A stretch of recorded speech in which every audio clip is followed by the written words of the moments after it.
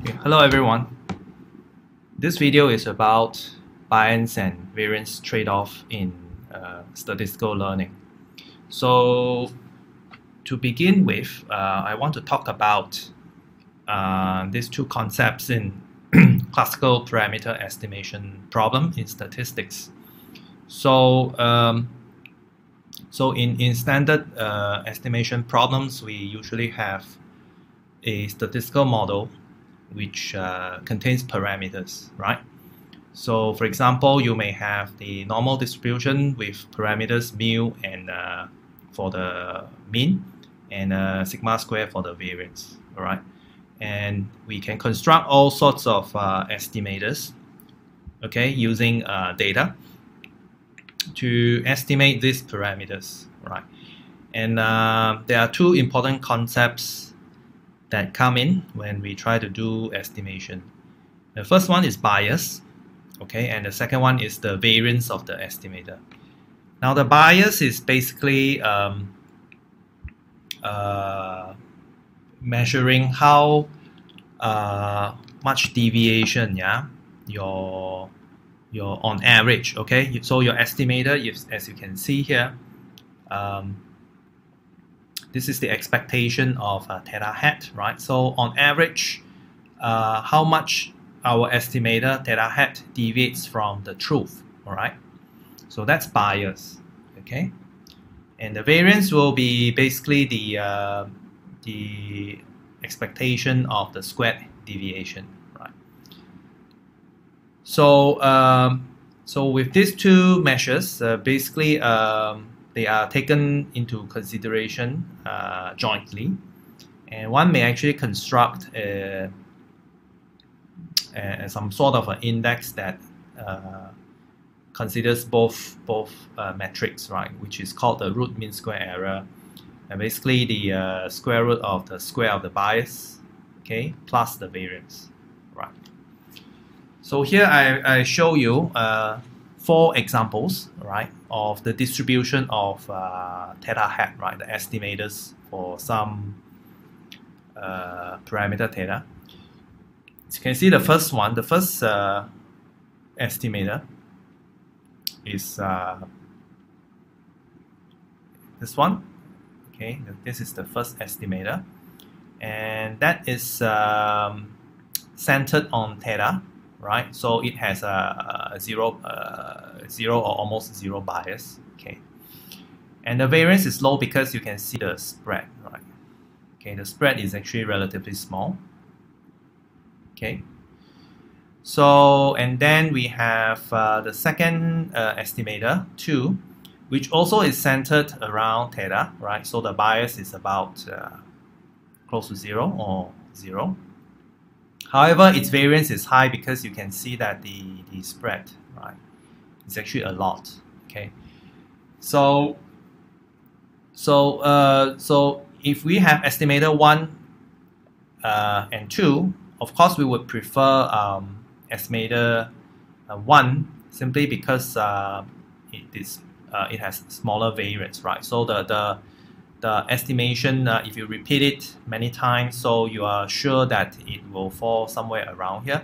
But if you use estimator 2, you could actually get some large deviations, right?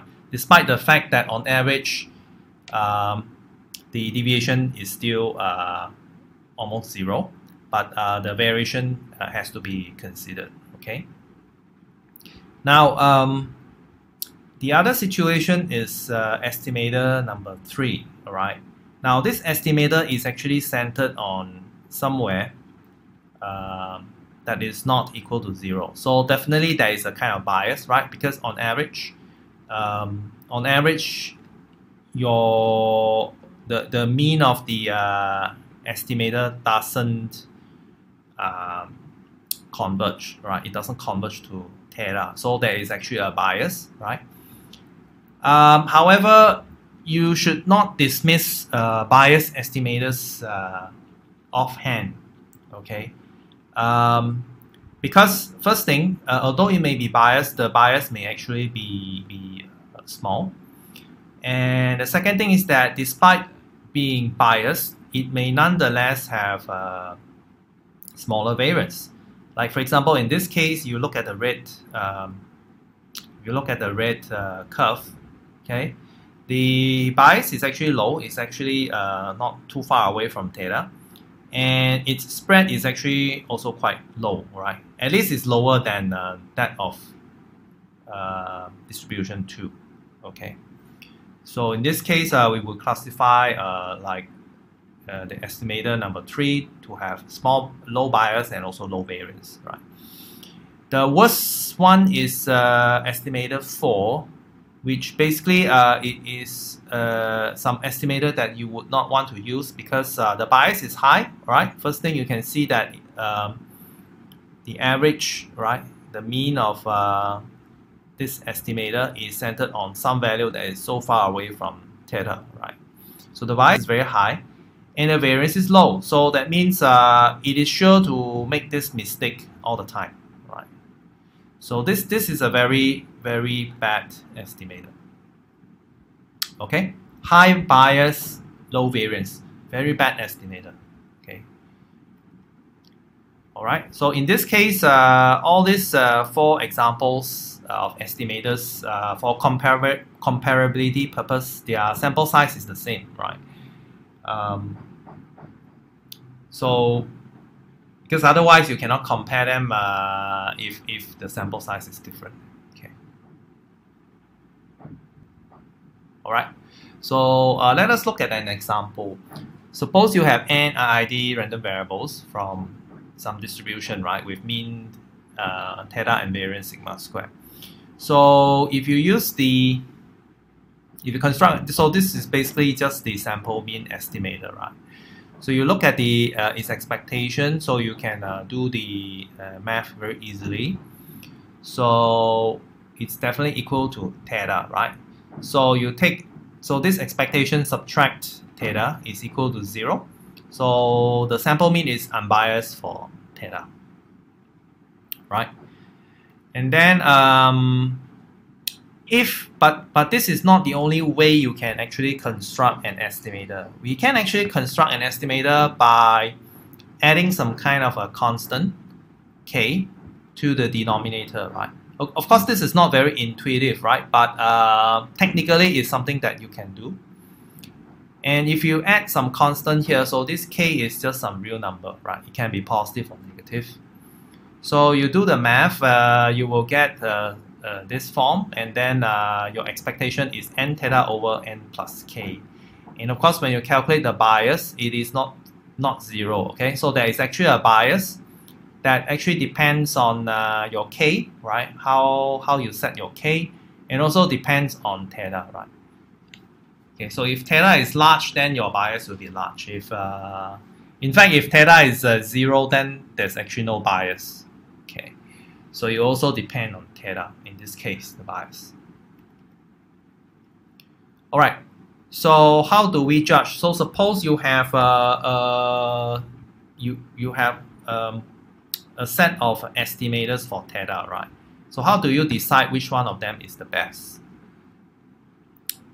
Right, so then we need to consider the variance, right? So the variance of the sample mean, right, is basically very easy, the sigma square over n. And if you do the variance for this modified estimator for for the mean, it will be something like this, okay?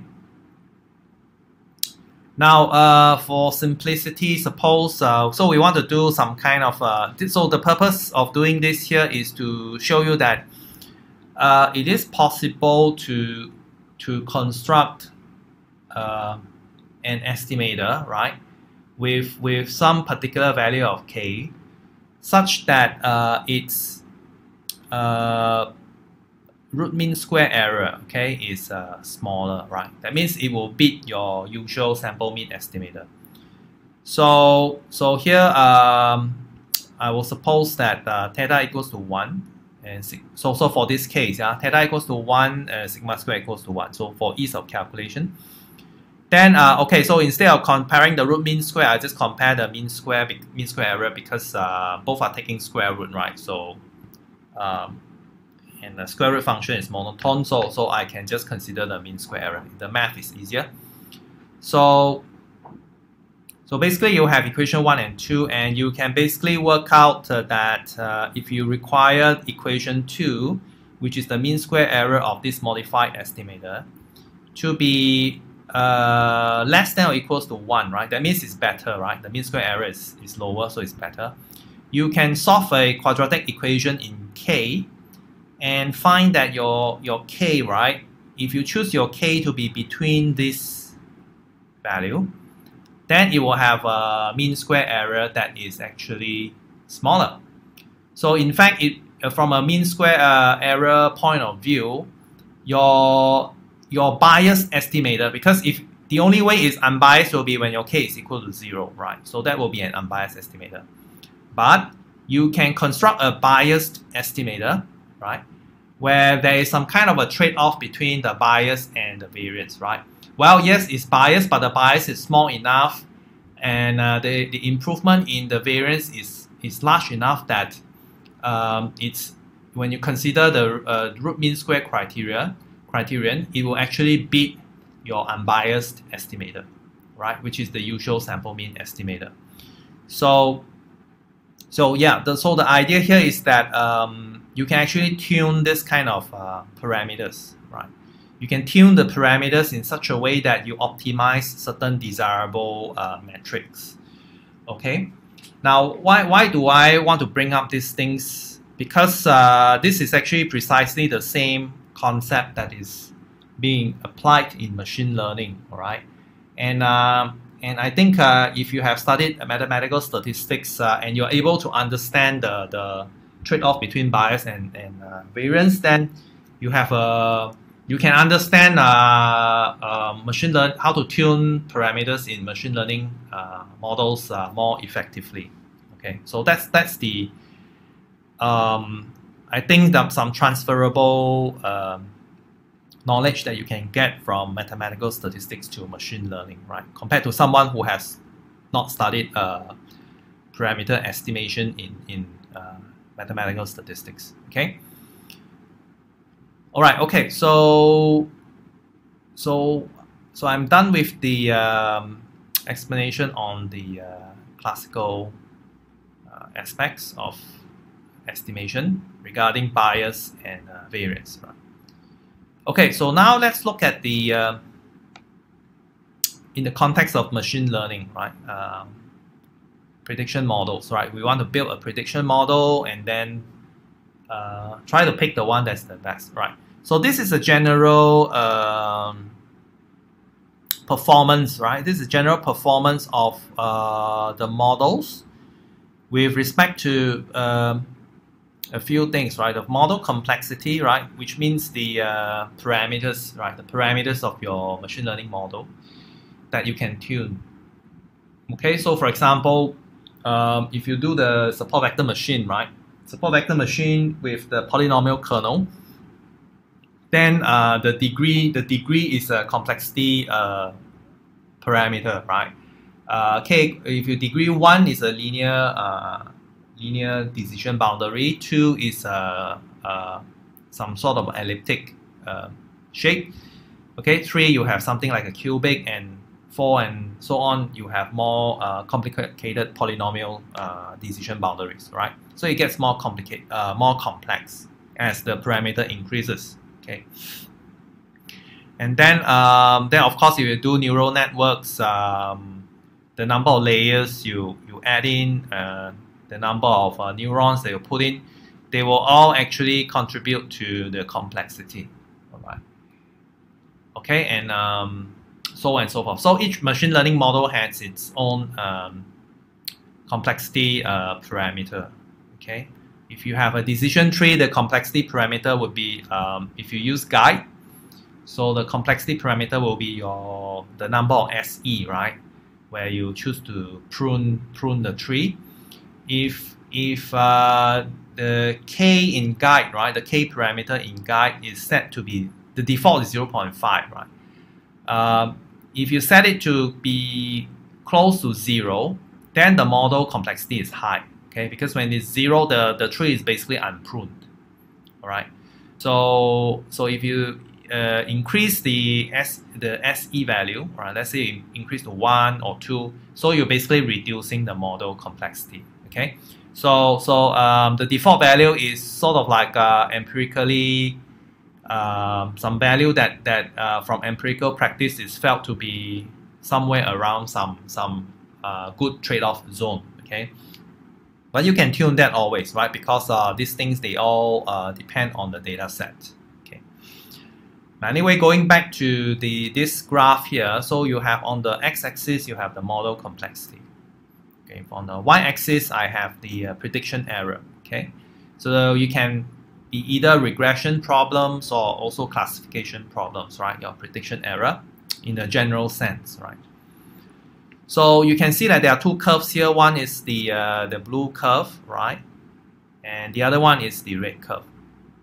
Okay, the blue curve is actually the performance of your model when you use it to predict on the training set, right? That means you train the model with the training set, and then you also predict the training set using the model that you trained, right, on the same data. Okay, so this is, of course, you can of course do that, right? But basically that will not help you know something about generalizability of your prediction model. Okay, because in machine learning, the major goal is to our major goal is to develop a good model that can predict future samples well, right? Which means it has to generalize well. So if you want to evaluate its performance, right, you should evaluate it on a test sample, okay, not on the training set. As you can see here, if you use a complex model and you predict back on your training set, all right, you will find that the prediction error is very low, okay? And this is basically a case of overfitting, all right? When the model parameter complexity is high, then your model is over learning from your training data. And of course, when you give it the same data, it will do very well, okay? So no wonder it is decreasing like that. So be very careful when people show you some metrics that seem to be very wonderful, okay? So the first thing you should check is that whether the metrics were evaluated on the training set or the test set. Okay, because if it's evaluated on the training set, then there's not much point because it's still basically untested, right? And in fact, the higher it is, if the metrics sound so wonderful, and then you note that the model complexity is very high, the chances are this kind of model will actually crash in reality, okay, as we will show here. So the red curve here is actually the performance of your machine learning model on the test set, right? That means a data set that was not used to train the model, right? And you're trying basically to generalize the prediction properties of your trained model onto the unseen test set. You can see here that, of course, when the model complexity is low, your model is basically useless, right? It's too naive, all right? Your model is too simplistic. Of course, it will make bad predictions, yeah? Either on your training set or your test set, right? But it has actually a zone, right? This is a sweet zone, right? There's actually a sweet zone where this is the purpose of tuning your parameters. So you have to tune your model in such a way that you actually hit somewhere in the sweet zone, right? Which means when it's used to predict the test sample, right? They are optimal, okay, for the test set. Okay, of course, this is only a very general kind of sketch. Of course, your test set will have some variation, right? You will have a band around here, okay, right? It also has some kind of variance, okay? There's a band, but anyway, so the idea is that we need to tune the model in such a way that we actually hit the sweet zone, okay? Because this is the part that has the best generalization to unseen test set. Okay. Beyond that, if you overtrain it, right, or if you overfit the data, okay, so by using a more complex model, then it will actually do badly on the test set, right? So you'll find that the curve for the prediction error for the using the test set will actually, it will plateau off somewhere in the sweet zone, and then it will start increasing. Okay, so that's the general idea, right? We need to tune the parameters. Now, how do we get this idea? Okay, so in general, the region that is corresponding to the left side, okay, this so these classifiers, they have high bias and low variance. Okay, high bias and low variance, so basically they are bad, right? High bias and low variance, you can actually see that this is the case, right? The case of number 4, right? High bias, low variance, basically useless. Okay, so we don't want this, right? So we never really want this. Okay, and of course this part here is low bias, high variance. It's better than bad, of course, right? And it will correspond to somewhere like this: low bias and high variance. So I don't actually have that, but you could think of number 3, right? You could think of number 3, which then it kind of like spreads out a bit. Okay, that would be your low bias and high variance situation, which is also not good. Okay, although it's better than the extreme. The extreme right is better than the extreme left. Okay, and so we want to have a good trade-off, right? So we want to have a good trade-off so that we land on the sweet spot. Okay, so then so this is the general approach, right? Okay, so how do we do this? All right, so we're going to try to understand this using some simulated data. Okay, so the classifier that I'm going to use is the k nearest neighbor, the KNN. Okay, so the KNN, basically you have it's very simple algorithm whereby, like, for example, if you have some data like this, okay, all right. So basically, let's say if you have a future sample that falls here, if you use a k equals to 1, that means you will decide that it belongs to what class based on the nearest neighbor, right? So its nearest neighbor in this case, of course, is this triangle shape. So based on the Euclidean distance. So here it will classify your plus as a triangle, right? And of course, if it falls here, then it will be closest to triangle and it will classify as triangle, right? Of course, you can use more, like you can use k equals to 3. You try not to use the even number because there might be some ties, okay? When there's a tie, then it's a bit, then you will have to kind of like use a random number to decide, okay? So anyway, we try not to have ties here, so we have k equals to 3. So 3 means, like for example, over here, so the nearest neighbor will be this one, and this one, right? So in this case, since there are 2 against 1, right? So we'll classify it as the triangle, right? So this algorithm is very simple, and you have to think about like whether k equals to 1 is complex or k high is complex. Okay, so it's not always the case that when a number of some parameter is small, then it means low complexity. It depends on the model, yeah.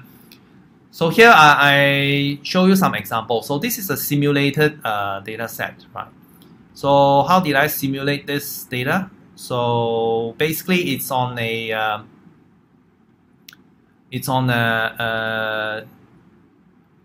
0, 1 times 0, 1 space, right?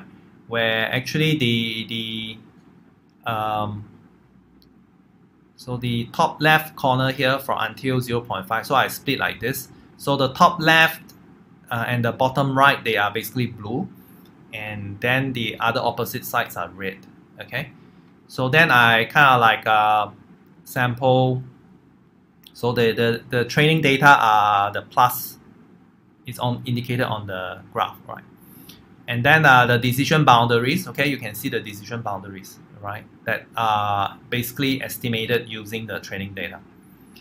So you can see that going from k equals to 1, 5, 25, and 97. Okay, so there are 100 samples here. Total 100 samples, but there are slightly more blues than reds. Okay, it's not exactly 50-50, yeah. Okay, so you can see that in fact when k equals to 97, that means you need to consult 97 neighbors, yeah, before you will make a decision. So this one is basically you will predict everything as blue. All right, and the reason is very simple. You simply have more blues than reds. So if you simply have more blues and reds, then of course you will always predict as blue, right? Because the majority wins. So under this situation, right, your red, you have no chance of predicting red at all, right? So in this case, when your k is actually large, it's completely biased to the majority class. Okay, so your k equals 97 is actually a low complexity model, yeah. Okay, because you're using a naive. Because when you do this, it's basically equivalent to your naive majority class guess. Okay, and then when you drop your k equals to 25, then it's slightly better, but still there's some kind of bias because the part that's supposed to be red has gone to the blue. Okay, simply because you basically there are actually more blues there, so when you consult more blues, then it's tend to be still biased to the majority class. Okay, although not as bad as k equals to 97. So when you drop further, so basically you are improving on, you are actually increasing the model complexity, right? So the model complexity for 97 is low, then you keep on increasing it, right? So then it starts to become better, right? So here I give you the equivalent situations with the estimation problem. So 4 in this case is the distribution number 4, right, in the first slide. And you get up to 2, right? 3 and 2. Okay, you don't actually get up to 1, which is the ideal case. Okay, in this situation. Right? Okay, so here I have so to summarize, when the k parameter is small, the model complexity is actually high, and when the k parameter is large, the model complexity is actually low. Okay. So this is on simulated data. Okay, how about its performance on the actual data? So I will use the Wisconsin breast cancer data, right, that we have been using.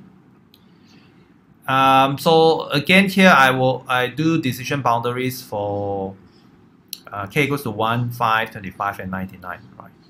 Okay, so for simplicity, I basically just train the model using the entire data set, and then my test samples are actually this spots, right, on this grid. Okay, so this allows me to find out the decision boundaries, okay, of the different models, right? So you can see for k equals to 1, right, you find that there are some fits here, right? Okay, some peculiar fits. So it's able to kind of like wiggle in and out, okay, of this region, right? So it's basically very it can handle complex situations, but maybe perhaps it has already overfitted the data, okay? Because you can see that in this kind of regions, it actually predicts that it's all blue, despite the fact that this may probably be actually red, okay, in practice. So this is actually basically overtrained already, right? K equals to 1, right? And you'll know that your k equals to 1 is going to do very badly in the future data, right? If you keep on, if you keep to this model, And k equals to 5, still you can see that there's like some region here that's actually predicted as blue.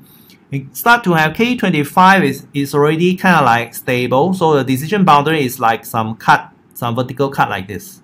K equals to 99 is like almost the same. Right. There are some subtle differences that you cannot see because of the scale of the figure, but more or less you can see that this may be very simple already. It just makes one cut like this. Right? This one maybe there's some small island of, like for example, around this dot, right? Around this blue dot here, you actually will have some if future data that falls close to this point, it will actually be classified as blue. Okay, even though this is a red dominant region. So so you can see now the decision boundaries, the different decision boundaries induced by the different Ks, right, for the KNN model. In fact, I think if you do SVM, the decision boundary is like a straight line that goes like this. It's not a vertical line, but a straight line like this. Okay, so different models give you different predictions. Okay, and you need to so a good kind of art here is that you need to exercise some kind of a judgment which model would actually handle the future data well. Okay, so this is more like an art rather than an exact science, right? If you ask me, I might actually prefer this decision boundary. Okay, that is the slanted line given by support vector machine rather than you know, this straight cut like this. This straight cut seems to me to be a little bit too naive, right? But anyway, so different people will have different opinions, and ultimately, of course, your performance will be evaluated on the test data, right? Okay, so now I want to relate it to this figure here. So these are the prediction. Okay, so these are the classification matrix results for different K parameters, right? On the training set, right? As you can see, K equals to 1, you have no errors, right? So this is definitely overfitted. K equals to 5, you'll have a bit of errors. And K equals to 25, you have the errors will be about 48, and this one about 44, right? So not much to separate between these two models. So you have to decide how to approach this. So if we go back to this general situation, right, on the behavior of your model complexity with respect to potential performance, then your K equals to 1 is definitely sitting around here, right? Your model complexity is high, and your prediction on the training set is on the error is on the low side, right? So your K equals to 1 is definitely here, and we project that its performance on the test set is not going to be great. So we don't want this, right? So K equals to 1, we drop. K equals to 5 and 25, they are possibly in the sweet spot. Okay, possibly on the sweet spot. This one, the error is 41, and this one error is 48. So not much to separate them, right? So this again, remember that this is just a very general guide, right? So I would say that 5 and 25 they would be sitting somewhere around here, and your decision to use which one will basically depend on your own judgment. Okay, it's important to note here that there is no right or wrong answer, but something that is more reasonable. Okay. Okay, so definitely K equals to 1 is not that reasonable. Okay. Then how about K equals to 99? So this one I would say that maybe it is sort of like on the low complexity side, right? So it's sort of like maybe it's towards the left side, right, of 25. But again, this is just basically an illustration, and in reality, your K equals to 99 may be still in the sweet spot, right? These three models may be on the sweet spot here, They may all be sitting on the sweet spot, right? So whichever one that you want to use, maybe you might want to pick the one sitting in the middle, right? Perhaps that would be something like a reasonable choice.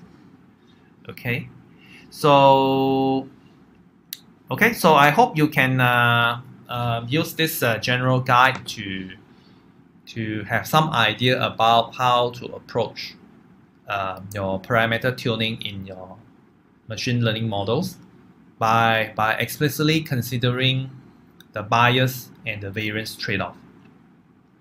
And some methods like random forest. Okay, random forest basically does not actually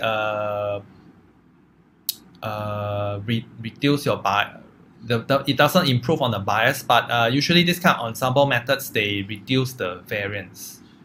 Okay, they reduce the variance of the classifier. Okay, because instead of making a decision based solely on the performance of one classifier, you use a committee, right? You use a committee where you basically then take the majority rule. So on average, this sort of ensemble methods will reduce the variance of your classifier. Of course, at the expense that